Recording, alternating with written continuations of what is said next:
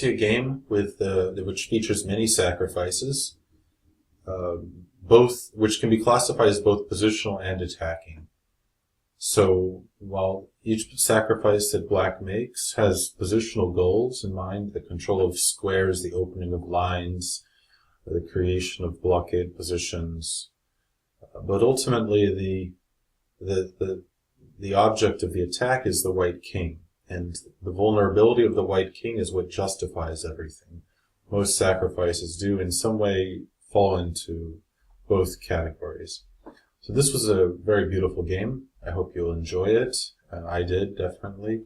This was Salo Flohr against Bent Larsen from Copenhagen, 1966. Bent Larsen, the famous Danish player, and Salo Flohr was a Czech player who later became a Soviet citizen. This was actually an exhibition game, which was played via the radio, but it was a normal time control. In fact, it was a whole tournament, but it was conducted over radio. But this was entirely legitimate game. Wasn't some sort of postal game or anything like that. So Flohr had the white pieces, begin with d4, knight f6, c4, c5. Bent Larsen chose this Czech Benoni, as it's called. A very blocked position he heads for. It ends up, after a few more moves, he plays g6. Becomes essentially a King's Indian defense, where the center has been defined very early on, with this e5, blocking the center very early on with these c5, d5, e5 pushes, creating this very blocked structure where black is on the dark squares and white is on the light squares. White has more space in the center, but black has its prospects of hitting back primarily by f5 on the king side and b5 on the queen side, although there are also various piece maneuvers that black can use. White, of course, wants to basically suffocate his opponent and has a lot of different schemes for doing that. On one hand, black succeeds in closing the center, which is often something that black struggles with in the actual King's Indian defense. Sometimes the white is able to delay the closure of the center for a long time, doing it only at the right moment. Here it's already defined as early as move 5. However, this also allows white to place his pieces ideally. So it's not a particularly popular opening nowadays, but it's very interesting, very kind of romantic opening in a way. So white played bishop d3, bishop g7, knight e2. So he chose this setup, which is perfectly reasonable. And the knight on e2 may look a little strange there, because if it goes to g3, it's controlled by the g6 pawn. And where else is it going to go? Compared to other lines where the knight might go to d3, for instance, and support b4, here it has no such possibility. But Flohr's idea is to play h3 and g4 and put the knight on g3. And this way, the knight on g3 behind the g-pawn is a different story. It's still controlled by g6 pawn, so it probably won't go to f5, except as a piece sacrifice. But behind the white g-pawn, it has some very good goals. It stops black's break f5, for one thing. Makes it almost impossible. And it controls the h5 square. So g5 could come and the black knight can't go there. So basically behind the g-pawn, the knight is very well placed strategically. In front of it, it might be a little bit more questionable. So knight e2 he played. So we're going to be watching in a moment for this g4 push. So black played knight b to d7. Well, there's different ways, but black is delaying castling for a reason. He brings his knight here, and he wants to keep the knight in contact with the e5 square. Well, that seems strange because that pawn is blocked, immobile, and so on. Well, we'll see the why, what knight's purpose is on d7. Some people might feel inclined to play knight a6, knight c7, a6, rook b8, and b5, trying to create an initiative on the queen side. It's really hard for black to do. Generally speaking, white can answer with b4 at a certain moment, and really there's various problems with that, with black trying to push on the queen side. It takes a lot of time. And then finally the knight on c7 is poorly placed. If white doesn't agree to, for instance, take on b5 and activate it, it sits on c7. where it's not in contact with a key square e5. So instead, Larsen played knight to d7. Now h3. This is part of White's plan. His aim is to play g4 at the right moment. And he's also delaying castling. Neither side, as is often the case in block positions, neither side wants to create an immobile target. Black is ready to use his, for instance, his h-pawn. We'll see on the next move. White also may prefer to not castle, which would give Black the chances quickly to start an attack by knight h5 and f5, which is one of Black's main plans. So here Black basically wants to play knight h5 at some moment, and White is often going to reply with the move g4. And Black won't want to retreat to f6 because that would be just a waste of time. g4 is part of White's plan anyway. So the knight's going to have to come to f4, and there will be a sacrifice of a pawn. And as a result, Black will open up some lines. We'll see what happens. But Larsen wasn't ready to do this yet, and instead prefers to prepare it in a kind of subtle way. So he played a6. This is, we'll see how crucial this little move is. Of course, the aim is to play b5, but right now that's a pawn sacrifice. But this move is an integral part of Black's play. So here the point is that if White now goes g4, of course this stops knight h5, but since Black delayed castling, he can play h5. And this disrupts White's ideal kingside position before he's able to get knight to g3, for instance.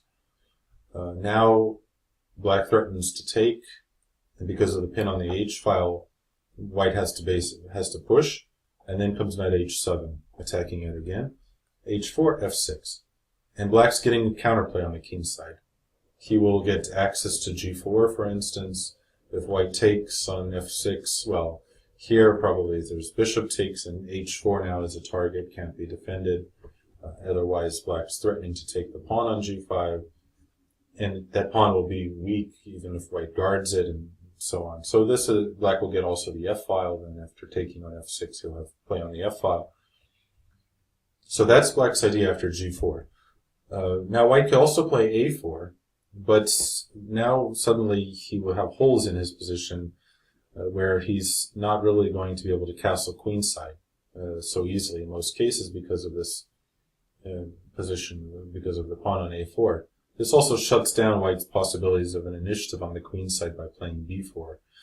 It makes it harder for White to control the b4 square.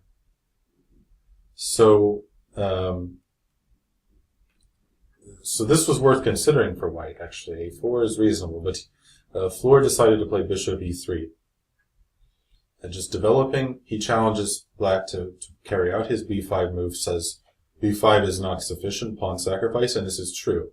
Compared to a Benko gambit, at this moment, this line is closed. So White would just take the pawn, and I don't think that Black has anything really for it here. Then the bishop can be supported by a4, and White's ready to castle kingside safely, and Black really lacking the long diagonal possibilities with the bishop on the long diagonal. Compared to Benko, he's just down a pawn. So Flohr said, okay, b5 is not a threat, I'm not going to bother playing a4 yet. But now came knight h5. So these two moves on opposite sides of the board turned out to have a deep but real link between them, which we'll be seeing. So White now played queen to d2. He's saying, well, he's right. He's not worried about Black playing f5 yet because he controls the f5 square, and he's not worried about b5 either, as we saw. So he just makes this useful developing move. It is worth considering the immediate g4, and when, of course, here Black would again sacrifice the exchange, just as we see in the game, and reach a position very similar to the game, although White could try to claim that the queen is better spent not having the queen on d2. But Flohr played queen to d2. Now castles. So here it looks like Black has an excellent game. White has to make a decision, and it's a difficult one. If he castles queenside, Now suddenly b5 would be a very strong sacrifice, contrary to earlier, whereas I was saying that in the Benko gambits, such a pawn sacrifice normally wouldn't be possible, wouldn't be good, with the pawn on e5 compared to the Benko gambit.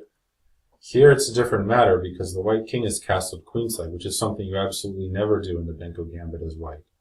The open lines will be very strong if white takes this pawn. If he doesn't, black will also open lines. But if he takes the pawn, these two open lines leading toward the white king will mean that white will constantly be facing threats there. And while the long diagonal isn't open, black still has possibilities of knight f4, offering a sacrifice where if white takes it, the cost would be the opening of the long diagonal. And there's no way white is using his extra pawns in this position. He doesn't have a lot of play of his own. So castles would allow this b5, very dangerous for white. Castles kingside would allow f5. And now black, of course, threatens f4, trapping the bishop. But in any case, f4 is a great move to get in. So white, for instance, if white takes on f5, g takes f5, this is a good position for black. These two strong pawns here, also the threat of f4 remains, but in any case, those two strong pawns give black an excellent kind of structure. If white plays f3, then black could play f4 and bishop f2 and reach a position similar to King's Indian, but with a few differences. First of all, black has already got this c5 move in, which considerably slows white down on the king side. Second of all, the knight on e2 may not be so well placed. Now black could play, for instance, bishop f6 here, with the idea of bishop h4, offering the trade of bishops. And also, later black plays g5, h5, g4, etc., and black's attack is very strong. So the last thing remains, well, what if white plays g4? And that's what Flohr did. To just force black to sacrifice the pawn, and white hopes to just stop the attack, consolidate, and win with his extra central pawn. So g4, we'll see what happens. Of course, knight f4, I doubt Larsen paused even a moment before playing this move. The decision to sacrifice a pawn was not made now, it was made earlier when he played knight h5. Retreating the knight to f6, on the other hand, would be very illogical after either knight g3 or perhaps a4 to clamp down on the queen side.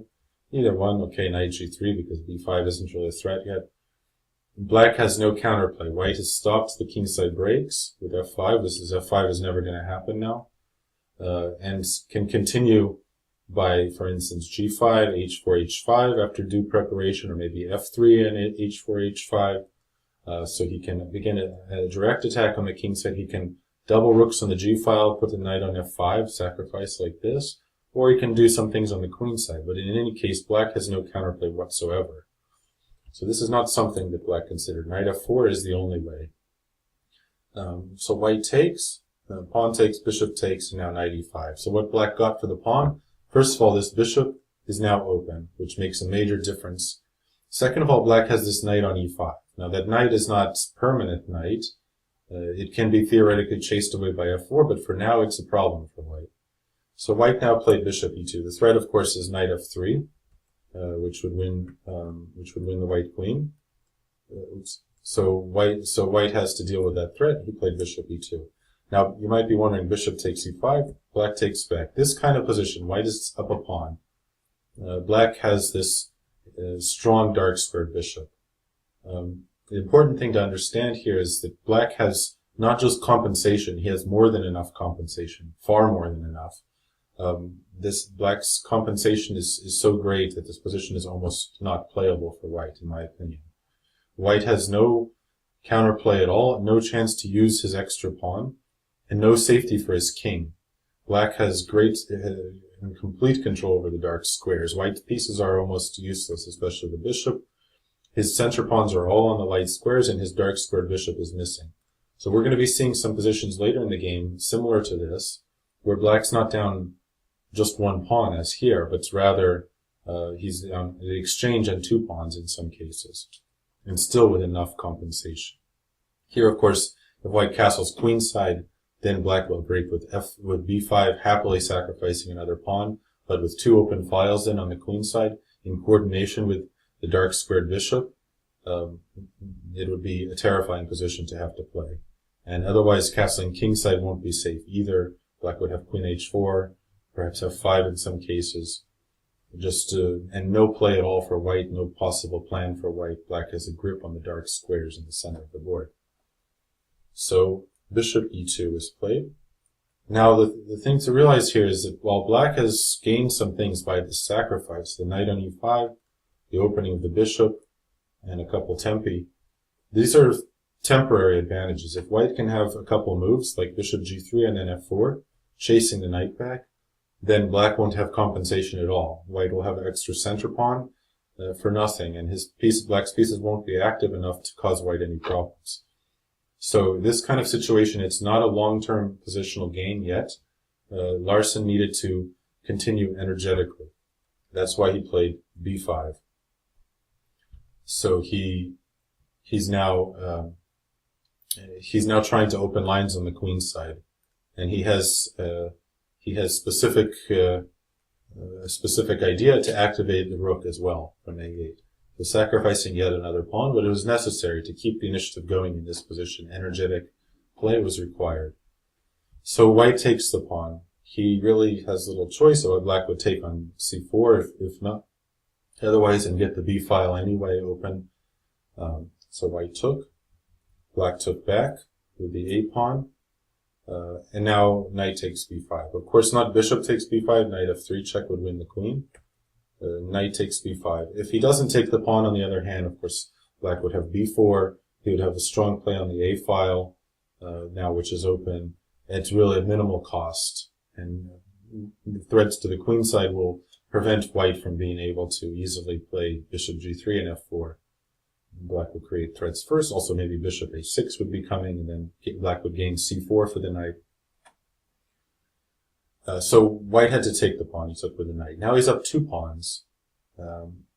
But black's initiative is starting to become almost unstoppable, especially after the next move, rook a4, very powerful move, which Larsen planned, and it's the point of his play. The rook swings into action on the 4th rank, threatening the e-pawn, but also aiming at various other squares on the 4th rank. So white now played knight to c3, which protects the e-pawn and removes the knight from a vulnerable position. Next, otherwise, would be rook b4, for instance, and black would be threatening to take the knight because of the knight f3 check. So the knight had to return, and so he played knight c3. Now rook to d4. So the rook moves out of attack, attacking the white queen, gaining a tempo. Black is continuing to force the pace, but still here we have the kind of position where white could hope to beat this attack back and emerge with extra material. So black requires still more energetic play. White played queen e3 here. Moving the queen to c2 could be met by f5 here, and the problem is that now this bishop is unguarded, so there's more problems. There's also possibilities similar to the game, like g5, when black, as we'll see in the game, gains control of the dark squares in the center. So queen e3, although queen c2 was worth considering, but queen e3, Flohr played, which was logical. His queen moves over also to the king side to defend, keeps the f4 bishop guarded, and so on. And now black would like to open more lines, but the problem with is that f5, the very natural pawn break, allows white some counterplay, takes, and then perhaps now bishop h6. Rook g1 is another possibility. And bishop h6, it's also very annoying. And the black's attack with 2 pawns down, one of the things that it depended on is that white's king is the only one that can face problems. But after this, now black's king also can face problems. So white has counterplay suddenly. And this will constrain black from acting freely in aggressive play. You'll have to watch his king. You'll have to watch that when position opens up in certain ways, the white's pieces don't get at his king. So for this reason, Larsen didn't want to open the g file. So he played instead a slightly more demure move, rook to e8. Lining up on the e file with the white queen and king. So this is the first relatively quiet move black's made in a while. But it's, despite white's 2-pawn advantage, it's still hard to shake off black's attack. And now Flohr faced one move. He has one move to try to do something, to consolidate, but he did it wrong. He played queen g3, which was very logical. He wants to move his bishop to e3, driving the rook away, and then eventually f4, driving the knight away. He also covers the king side, so his queen can help his king in the event of castling king side. But this move allowed black to make a major positional achievement, which turned his compensation from this kind of more short-term attacking compensation to a long-term positional one, even at the cost of a further sacrifice. So better chance was castles, which Flohr probably didn't want to do because, as we saw, he wanted to use the g file. And black would now play f5 most likely. And, well, it's a very complicated position. I would take the black side here. I think it's much easier to play black in this position. White has two extra pawns, but it's hard to use them. It's hard to see exactly how white's going to use his pawns. There are a large number of threats still facing white. Of course, the pawn on g4 is hanging. Black is getting ready to attack, to open up the king side. Moves like queen h4 could come under the right circumstances. Not here, of course, bishop g5, but the right circumstances. And if white takes on f5, then g takes f5. And now there's moves like knight to g6 coming, when suddenly then f4 could become a possibility after the bishop is driven away, bishop e5. There are threats to white's e-file. It's hard to find a good spot for the queen. The e-pawn can be under attack. And realistically, it's very difficult for white to defend. But this was Flohr's best. This was probably Flohr's best. Instead, he played queen g3, not wanting to commit his king still, and hoping to drive the black pieces back.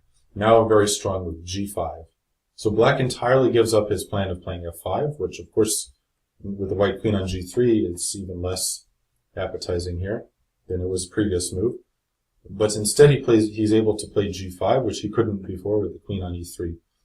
And this gains black control permanently over these e5 and f4 squares, which every Benoni player knows these squares are paramount importance.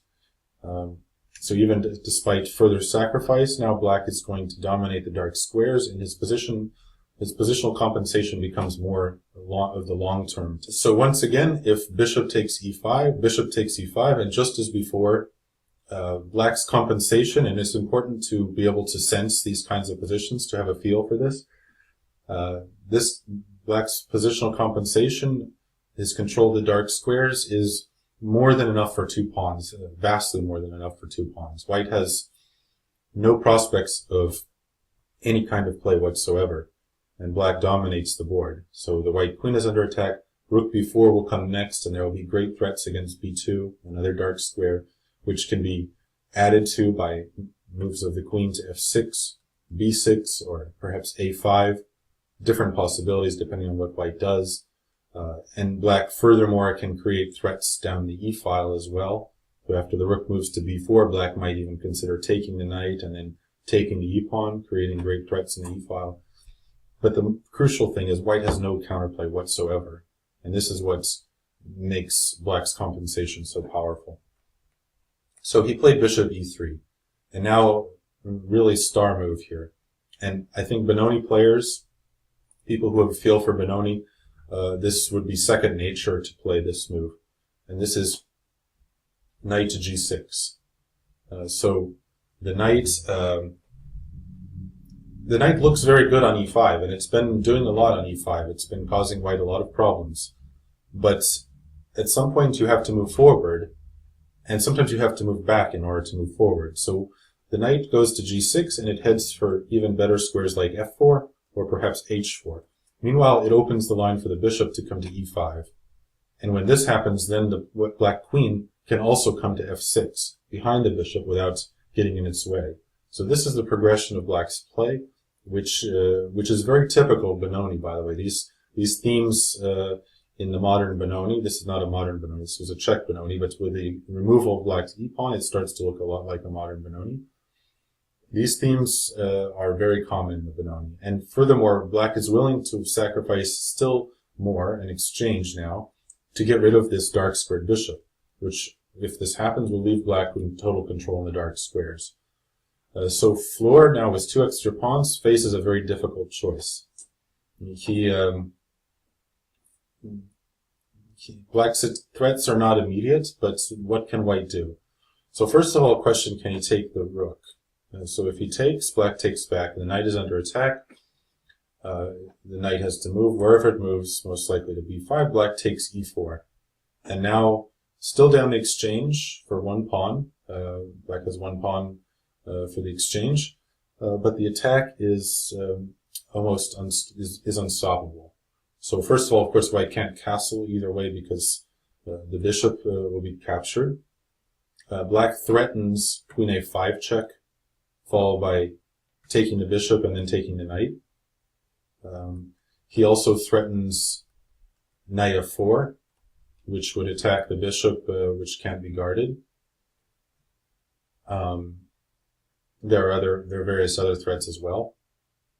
And if white takes this pawn, hoping to somehow break the attack this way, then would come rook takes e2, king takes e2, knight f4 check, followed by taking the knight.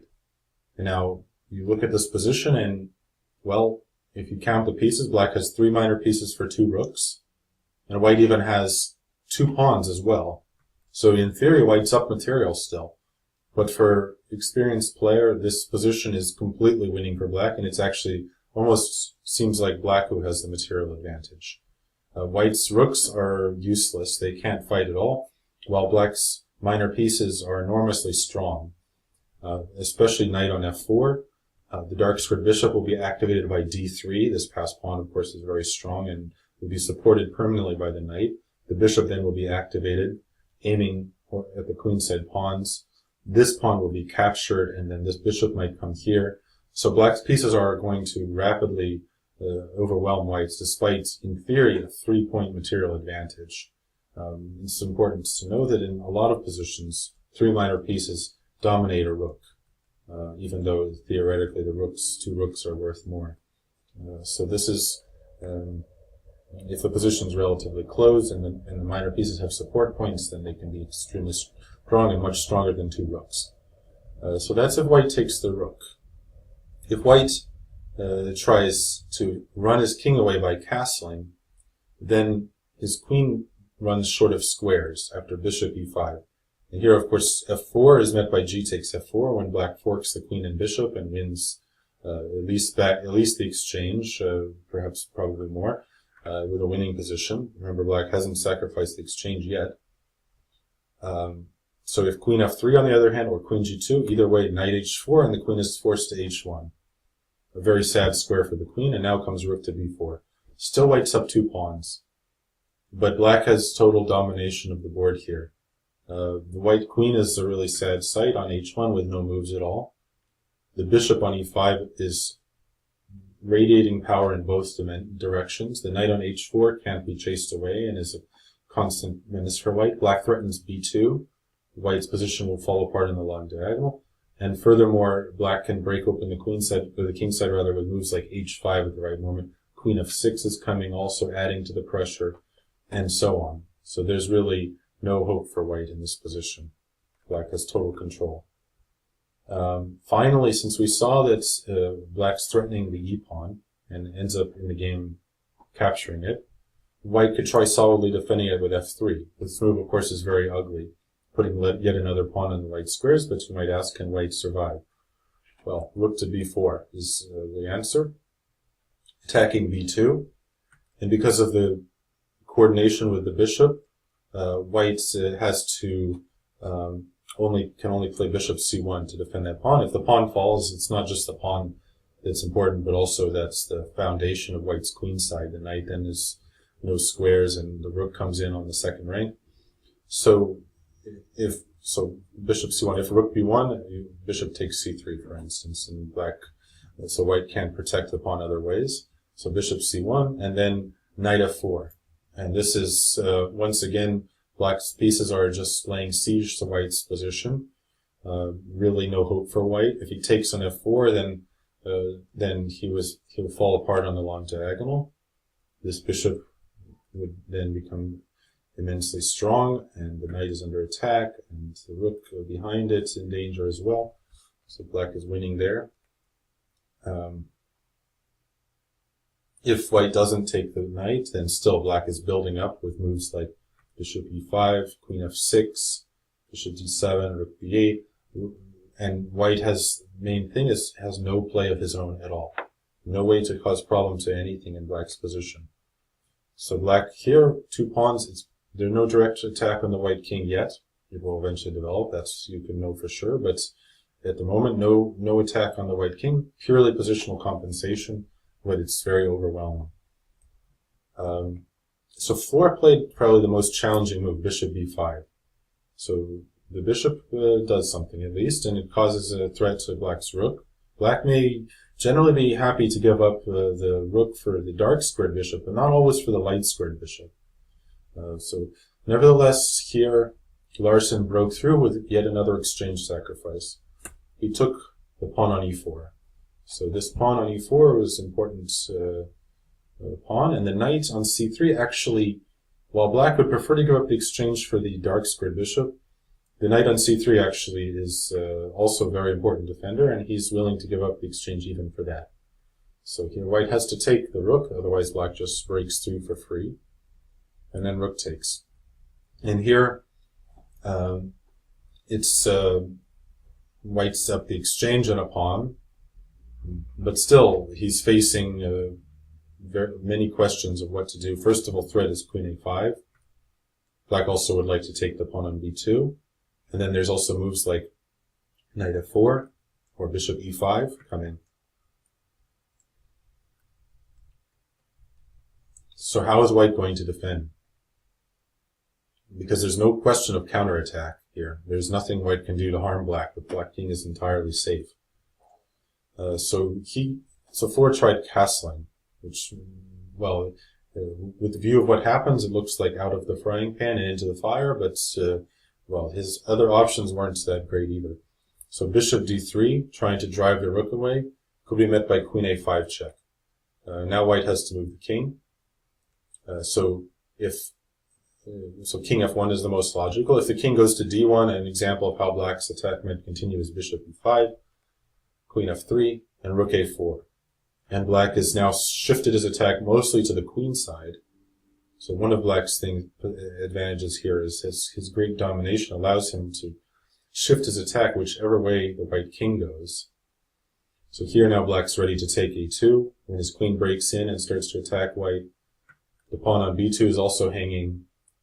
c4 push could happen. And while white can remove this knight, which was such a good piece, now suddenly this light squared bishop, the one piece which really hadn't done a lot until now, in fact it hadn't even moved, this bishop now suddenly will come to a6 and then perhaps d3 or c4, and still white's pawns on the queen side are under attack, and the white king is really unable to get out of danger ever.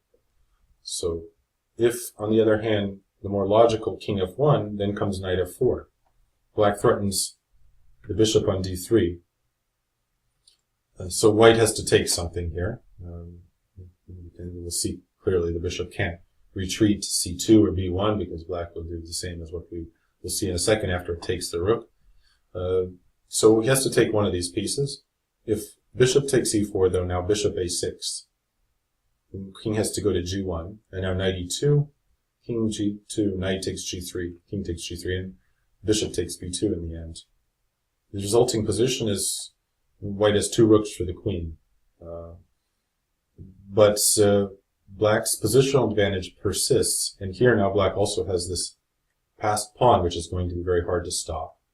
This pawn is going to fall if white's rook moves. Furthermore, black has bishop e5 coming, and the white king still won't be very safe in the long term. So this is still very big, you could say decisive advantage for black. Again, white has no play of his own. His rooks won't coordinate well. So if instead white takes the knight on f4, then rook takes. And white is up the exchange on a pawn, as before, but black's position once again is totally dominating.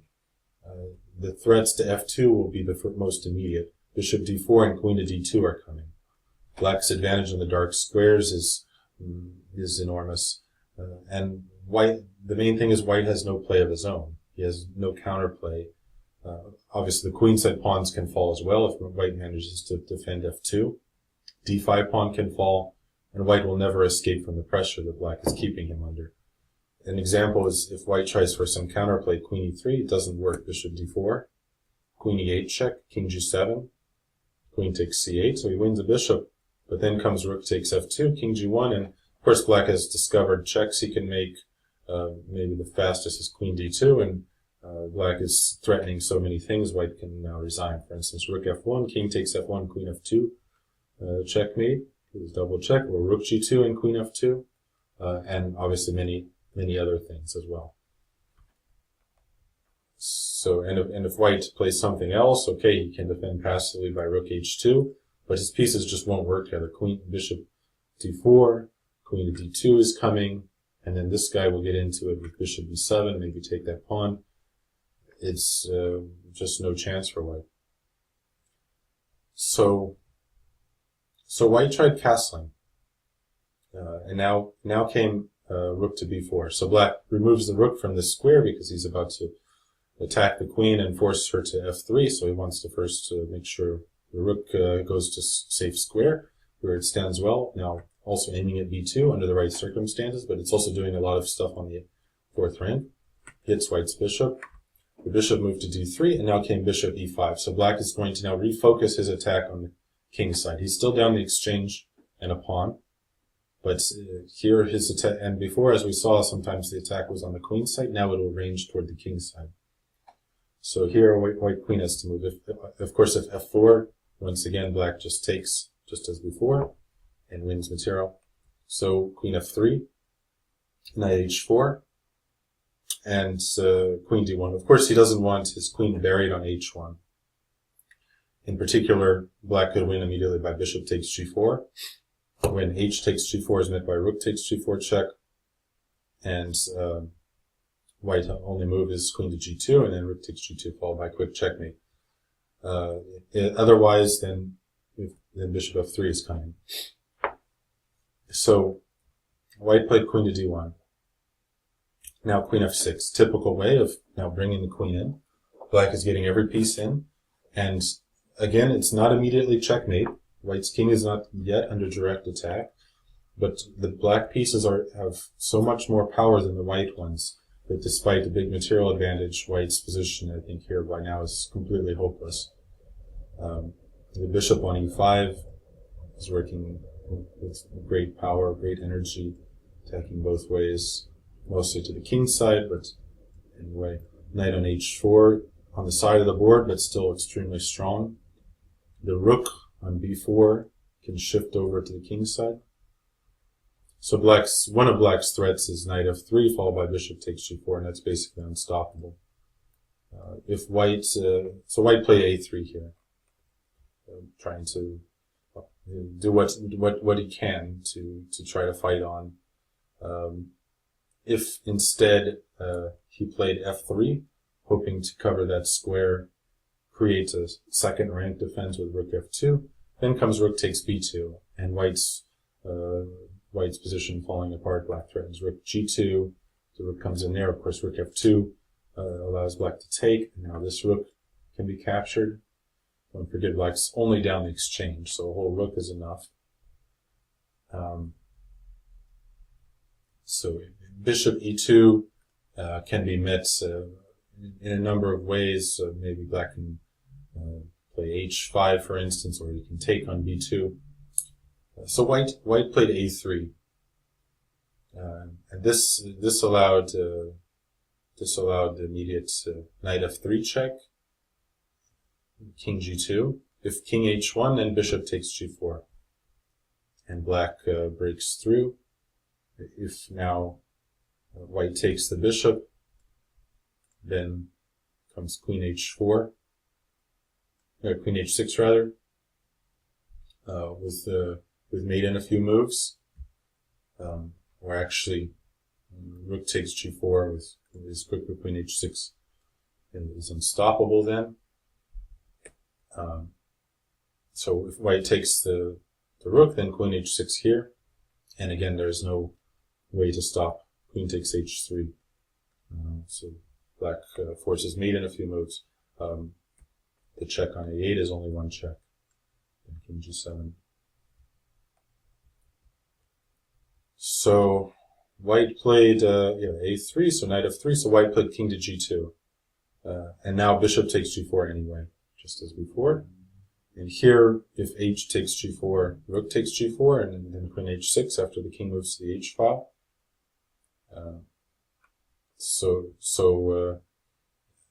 If king h3 here, then black doesn't put queen h6, but he goes rook h4, king g2, rook h2, checkmate.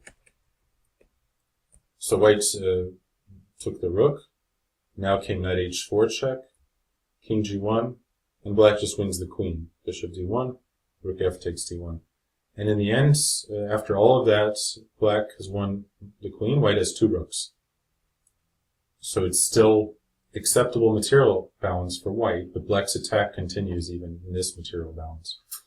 So Larsen now took on b4, just removing, because he doesn't want to allow white to take on c5, and the only thing white can do is have some passed pawns. This prevents that from happening, and now he might take on b2, in which case his b pawn will be very powerful.